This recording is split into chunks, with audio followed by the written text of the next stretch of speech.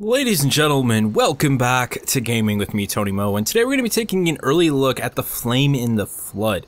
The Flame in the Flood just released its backer beta for Kickstarter founders like myself, and I really have been looking forward to this game. I've been looking forward to getting my hands on it and playing it, and I had a chance to do so while I wasn't feeling so well, and this game really cheered me up. It did actually physically make me feel a bit better the day that I played it. There's a lot of just really great stuff going on in The Flame in the Flood. So before we go ahead and dive into a brand new game here, let's talk a little bit about it. It is a survival, you could call it a roguelike. It has some procedural generation, it has permadeath mechanic.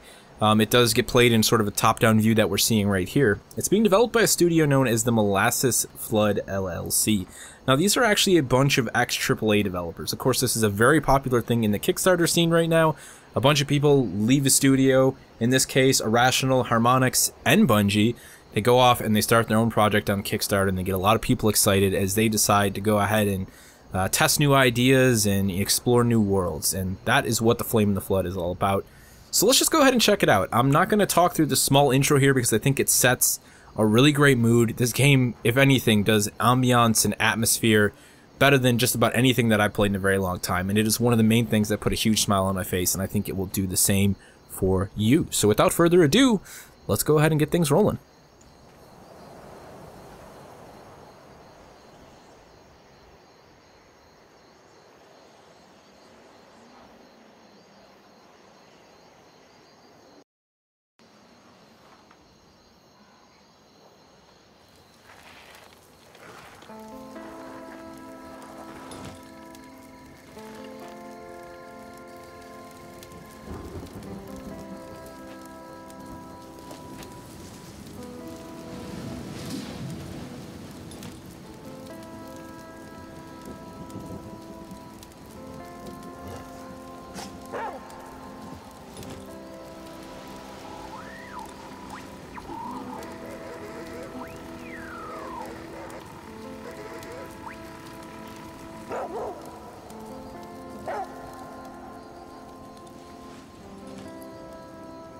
And just like that, we flowed right into the game with one very not so simple goal, which is to find a stronger signal for the radio, which our dog here has discovered, and that's really it.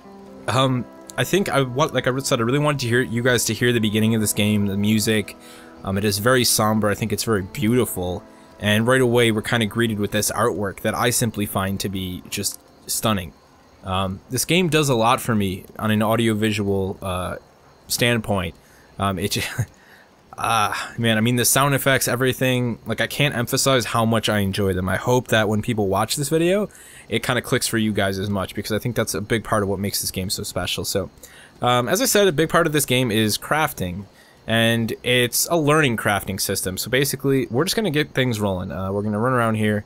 We can interact with certain objects in the environment. You could see that we could use the fire. We could also apparently step on it and set ourselves on fire because I wasn't paying attention to what I was doing. Okay, there's plenty of water in the world of the Flame in the Flood. Let's grab some cat's tail though. Cat's tail is going to be useful, and you can see just by collecting items in the world, we instantly have the ability to now, start to mess with the crafting system. So I'm using a controller. You can play with the mouse and the keyboard, whatever floats your boat. Sadly, I've burned myself, so you can see my affliction right there, which is no bueno, but what are you going to do? And as soon as we go over, we can see our current goal. Radio found in Aesop's bag appears to be receiving some sort of signal. Find higher ground over the source of the transmission to hear the message.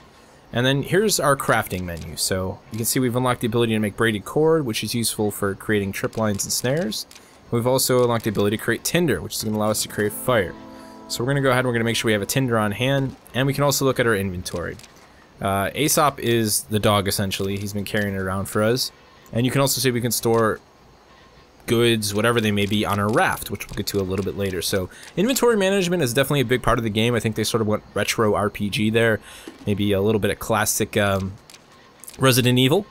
You can also see what we're currently wearing and what we're carrying. And this is a big part of the game because you'll notice that down below, actually let me bring that up one more time, we have hunger, thirst, body temperature, as well as fatigue. These are things that we need to pay attention to at all times, because the world is forever working against us in The Flame in the Flood, like any good survival game. So what do we got here?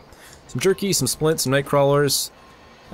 it's easy early on to just pick up everything, but you will learn very quickly that, you know, you're going to kind of want to be very careful in managing your resources. I think that in this game, more than any game, standing around and doing nothing, whether you have your inventory menu up or whatever you may be doing, that's time passing.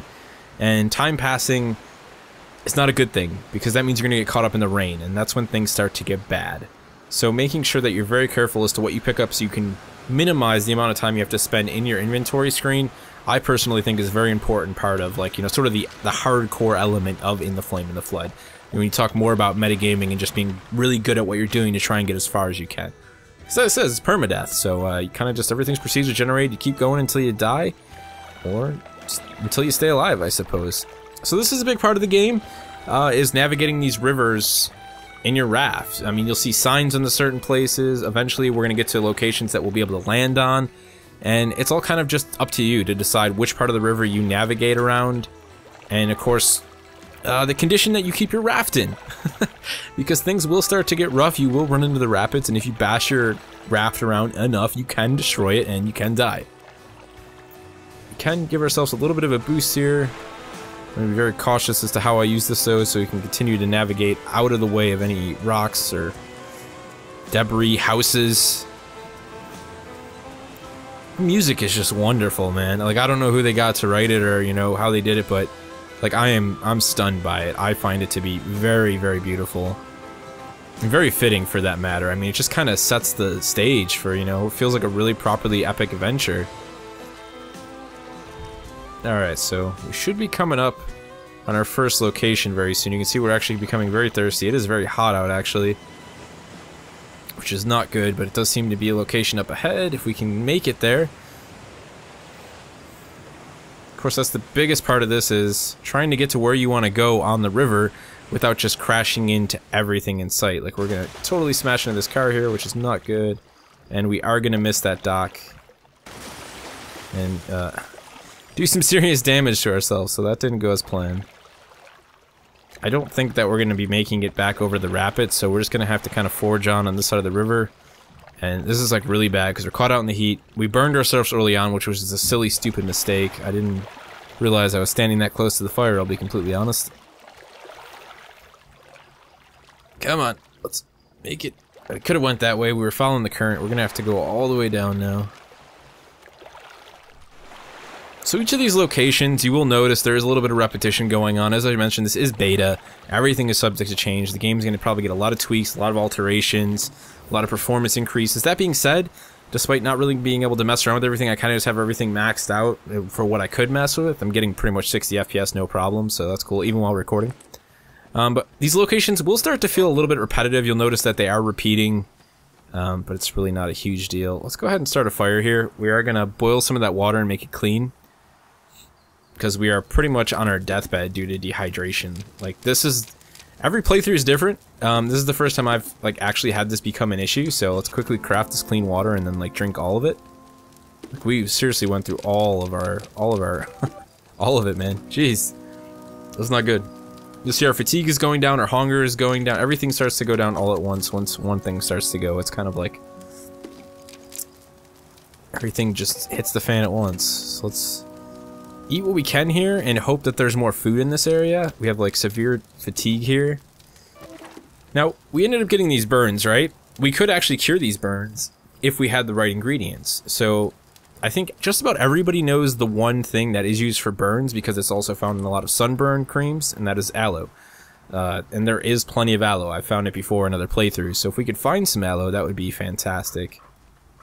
But more water will do. We definitely need more water. It's currently suspicious. We'll take care of that and make it clean.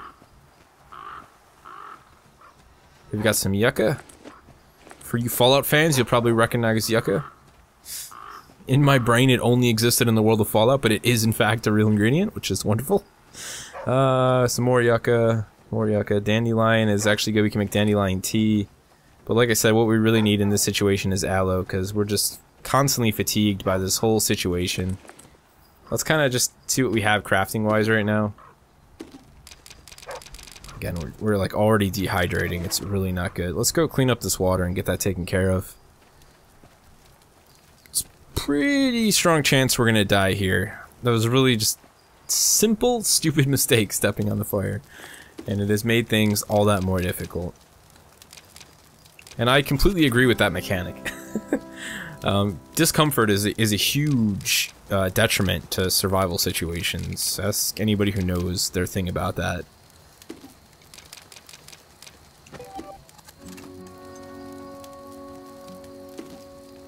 I mean, we're just not getting up there high enough. I'm gonna eat some more yucca. Some foods will also give you hydration, so it's good to look out for those as well. We're pretty much set on hunger. Our body temperature is doing alright as well. Let's just move on. I mean, there's not really much here, so...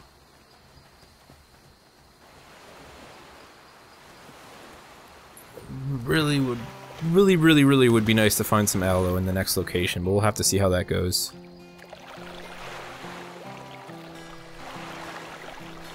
So if you look to the top right, it actually tells you the distance that you traveled, the amount of time that has passed. You can see the kind of the position of the sun on the horizon and the overall temperature in the area. So those are all things to be aware of. Some parts of the river are just like brutally challenging to navigate, in my opinion, because the raft doesn't really like steer left or right. I mean, look at it, it's made of an old car.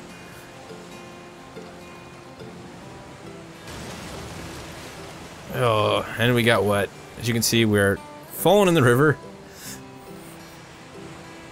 Oh, jeez. Well, we're demonstrating the challenging elements of the Flame and the Flood this time around. Alright. We've got burns. Okay, our burn skin finally went away. That's good. I suppose getting in the water might have helped cool it down, but it looks like we have an infection now from falling in the river, if I'm reading correctly. Let's just go ahead and check our status real quick. Okay, so we have a bacterial infection, because of course we fell in a nasty, dirty place, and we need penicillin. Penicillin is not an easy thing to find. There's also a wolf here, so that's just fantastic. Let's see if we can't just evade the wolf for now. You can kind of scare the wolf away. It doesn't really work. I'll be completely honest all the time.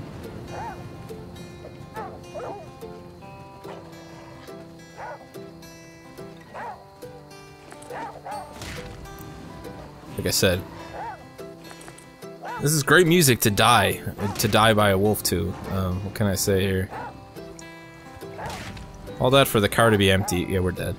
It's game over. Not much I can do here.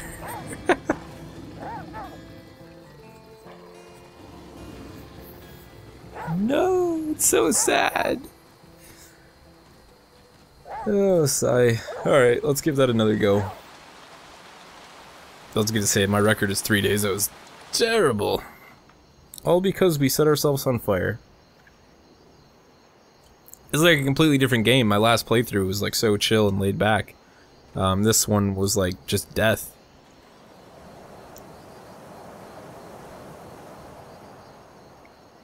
Do not idle.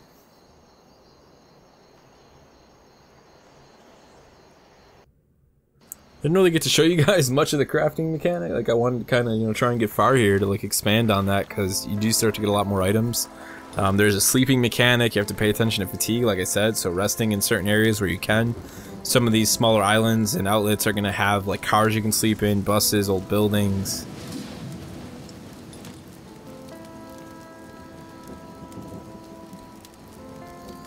I've talked about this before with roguelikes. I mean, a really big part about any roguelike, a game where there's like a lot of repetition, like there isn't like save points, it's just like do it again, you know, get as far as you can without dying. You don't have like checkpoints and save points to just go back to. Is you have to make sure that the game is fun to play every single time. And I think a big part of that is just, you know, the audio and visual presentation, which I think is really outstanding in this game. That's kind of what keeps doing it for me. So, alright, let's do this. This is it, round 2. Let's make things function a little bit better. You guys got a brief idea of the game. We talked about all that. Now let's try and do some serious survival here. Let's go ahead, we'll make our tinder, get that ready to go. Nice and healthy, just the way I like things to be.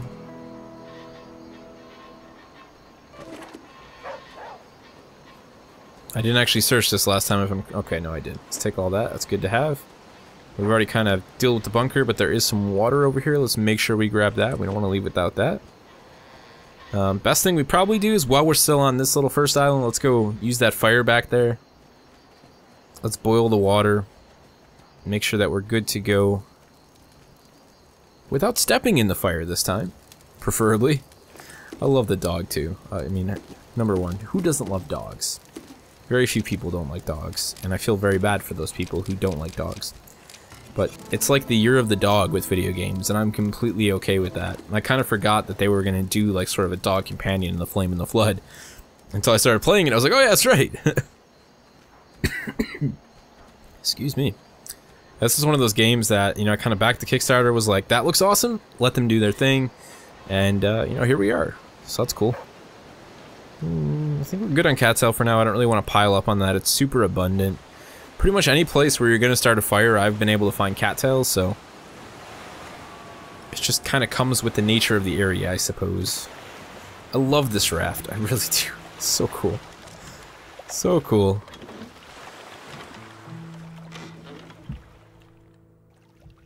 Alright, Aesop, let's roll out. Can you imagine, like, it's so daunting. Like, huge river systems are very daunting. Someone who spends a lot of time kayaking, I still find them to be, like, really intimidating. Especially when you start talking about rapids and, you know, just currents that you don't understand. Alright, so the sun's up. We're going to be baking in the heat out of here on our raft. Really? I just was not convinced that we were going to hit that, but I guess we did, and now we have a broken bone. So the river really has been, I would say, my place of, like, the most damaging being done, apart from the wolves kind of have messed me up just about every other playthrough. But I have had quite a few bad mishaps on the river, and that was one of them. I really thought I was going to miss that, like, just talking up a storm over here. I knew I wasn't going to miss that one. Or that one.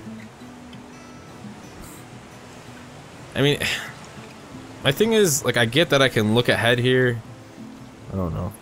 I just suck. Let's just put it that way. I was gonna say something negative about the way that the rivers are designed and the way you have to navigate them. Because it does just feel so, like, it's really hard to steer. You have to kind of, like, think way ahead, but that's probably the purpose of it. I just don't know that it's unnecessarily challenging at this point in time. I guess I'd have to play more of the game to get to that, you know? I mean, we're gonna, like, bleed to death here. We really need to get to one of these little islands. Let's make it to this one. We have a splint, but we have 2 broken bones, it looks like, so we're only gonna be fixing one of those broken bones. At least this seems like it has some sort of a large building on land. I mean, I love what they did with, like, you know, the fact that she genuinely looks in pain. She's limping. It's just really well done stuff. Okay, let's use this.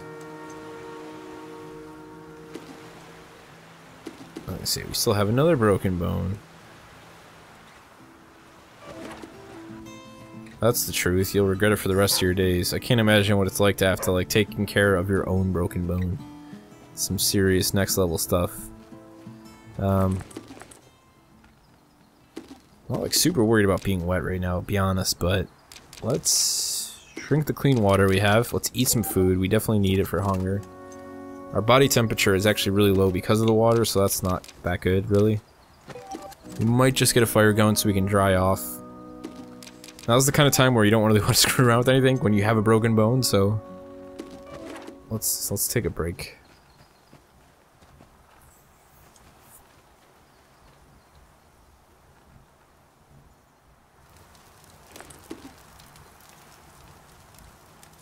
There we go. Water temperature rapidly going back up, which is what we want to see. We'll make some braided cord just to have it for down the road. Get rid of that cattail in our inventory.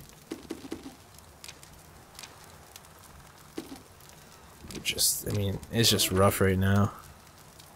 Okay, body temperatures have risen. The chances of us just finding a splint are pretty slim, unless we find, like, you know, a good lootable area. Maybe. Just maybe. Oh, we got some flint. Nothing in the building. There's another fire already started over here. We could have used that instead of wasting our own materials. More flint. Yeah, I suppose we could take that sapling. That's the snare then. I don't think we have the schematic. Yeah, we don't have the. We need the schematic for a splint. Is what we really need.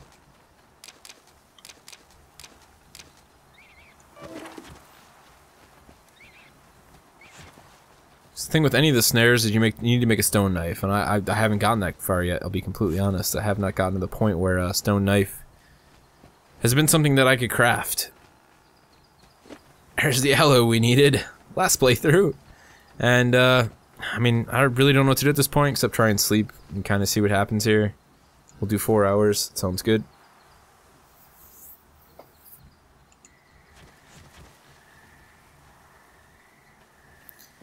Still dealing with that broken bone, which is... This is kind of going to be the end of us here, I think. Corn, yes, please. Corn is great.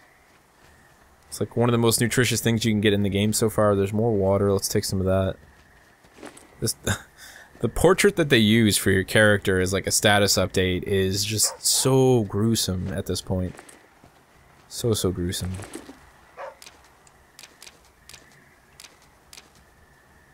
Okay, see again, we need a stone knife, and we can't.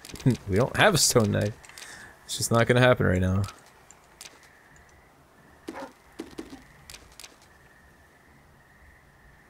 Okay, wait. To hold the sharp edge. So that's a piece of it. I was gonna say flint. Traditionally, they have you use flint as a stone, as like a knife tool.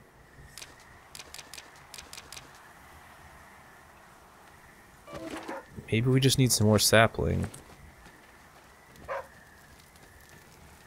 I'm just discovering this with you guys, because I have no idea how to make this yet, and I'm not one to wiki stuff like this. Okay, that's a box trap. I don't know if maybe we just need more cable?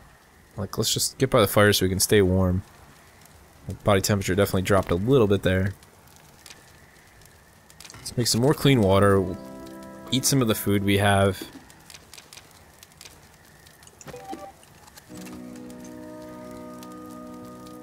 Think we can make the dandelion tea now? Maybe not? Yeah, okay, there we go.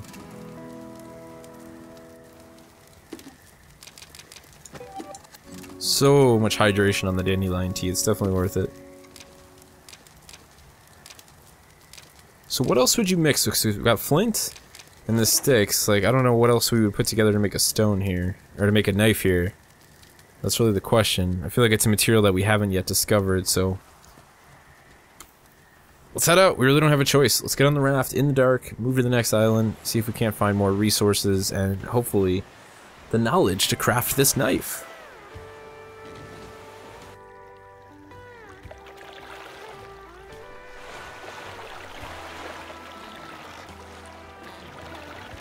The variety in the music is just outstanding. I really appreciate that. Come on. Oh, wait, we got loot. That was... I didn't notice that before. We're not gonna make it. Cut! Cut! Oh, that looked so possibly good. I know we can do it with the salt. Salt the wound. Let's try not to wreck again here. You know what I'd rather have than the ability to look around my screen is the ability to zoom out and see more of the river at once. I think I'll take that as a trade-up if it was offered. No, not good. No, we're into the bad part of the river. Oh, wow, that was really lucky navigation there. Alright, let's make it, let's make it, let's make it, come on.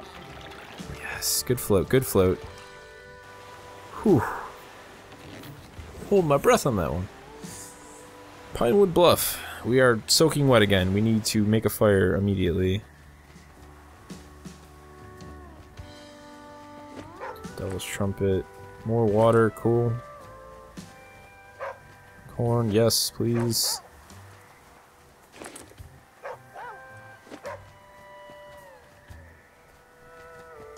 Okay, so we got some fishing line. That's actually pretty cool. We could... I mean, fishing, yeah, I'm all over that. Sadly, I don't see a place to start a fire out here, and we're soaking wet. Let's take a look at our inventory real quick. Let's move this to Aesop's for now, because we're not really... don't really have any use for it at the moment. We do need to eat. We're, like, starving here.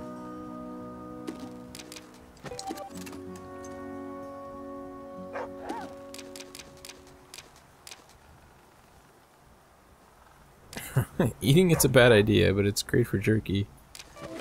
Okay, let me just double check up here, make sure there's nothing I'm missing out on searching. Doesn't look like it. Can't even search the shack. We're good. Thanks, Aesop. Let's get out of here, boy.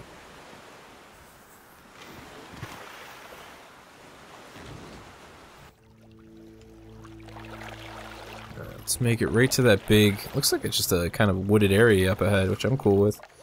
We do need to repair a raft.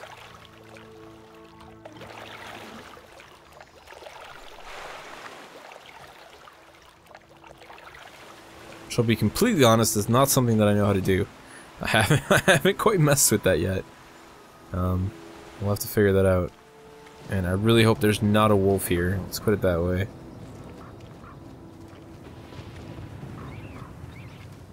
Okay, well, I'm gonna say that doesn't really mean anything just because I see rabbits. More aloe.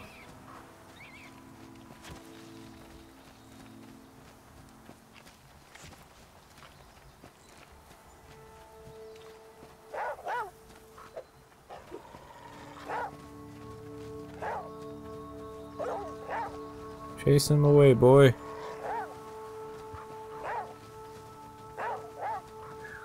Not good, not good, not good. Don't get stuck.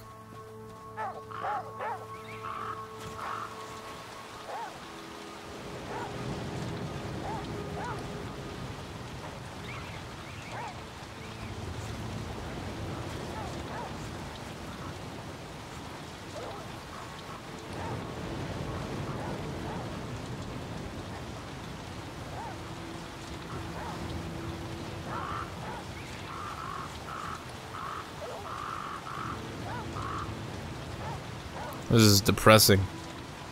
It's pouring, or like we have a broken bone, and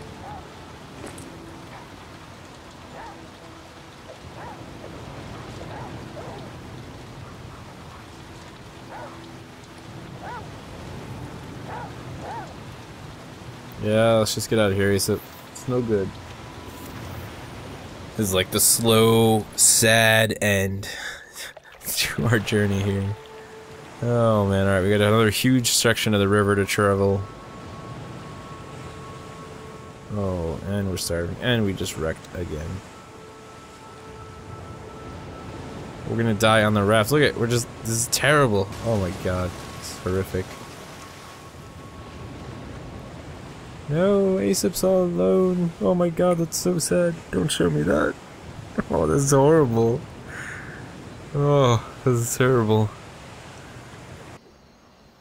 Okay, so that's The Flame in the Flood. That's probably the saddest game I've ever played. Wow. It's difficult, let's put it that way. It's extremely challenging. It's not by any means an easy game. River navigation, just collection of resources. Maybe those things will be tuned back right now. I find the game to be very challenging. A lot of it just has to do with smarter decision making, which, I mean, yes, you can pick apart what I did all day today here. But you know, this is The Flame in the Flood. It's not an expert playing it, it's just someone who's still trying to learn the game, and I think that's my favorite part of roguelikes. You know, these type of experiences, permadeath, you know, procedural generation, is that you have to understand the core systems, you have to learn them, and the more you play the game, the more you learn. It's like every time you get a little bit further, you learn a little bit more, and then that allows you to go a little bit farther. And you just keep kind of rinse and repeat, and you keep doing that same thing. But every playthrough, there's like this, you know, this new mechanic that you learn about, this new recipe that you learn to craft, something that's going to help you live a little bit longer, or help you tackle a certain situation a little bit easier. And that's my favorite part of roguelike experiences. And I think that the music and the setting and the art that has been done for this game specifically, and of course the choice of, like, you know, the way they're doing the characters and the dog, all the systems, I think, just make it a really unique roguelike experience, one that I think is most definitely worth checking out. And I think this game is getting overlooked. Like a lot of these great releases on Kickstarter, everybody focuses on what's failing and what's not succeeding. Well, how about something that just launches, you know, its backer beta that is like wonderful already, that has a pretty great core, some, you know, some good polish, very few bugs that I've noticed, and is actually a lot of fun and really challenging, and I think delivers already on a lot of levels. So definitely check out The Flame in the Flood. There isn't a way to get in access to the beta right now. You can still pre-order if you want to support the team. You can pre-order and, you know, reserve your copy for PC or Mac. And there's no real details, I don't think, so far on the Xbox One release. That's going to be in the future once they deal with the early access stuff on PC. But I'll have a link down in the description below to their website. Go check out everything to do with this game. I'll probably check it out, you know, at least one more time on the channel, give it another playthrough. If you guys have any questions for me regarding the game or what you saw in the video, and of course, if you're playing it, if you backed it, let me know what your experience has been like down in the comment section below, and I'll see you in the next one.